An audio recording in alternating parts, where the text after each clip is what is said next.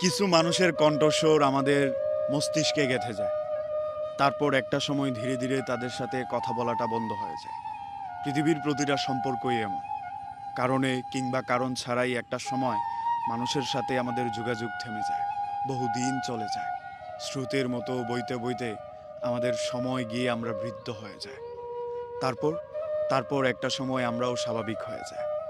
পরে খুব স্বাভাবিক মানুষের মতোই একটা ফোন রিসিভ করি। তারপর একটা স্বর।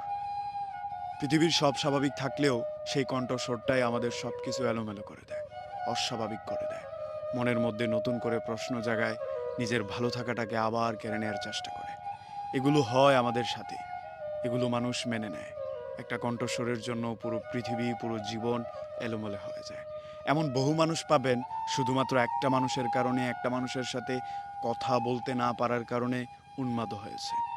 সে প্রশ্ন ছাড়াই পাগল হয়েছে, কষ্ট পেয়েছে, জীবনকে বারবার প্রশিক্ষিত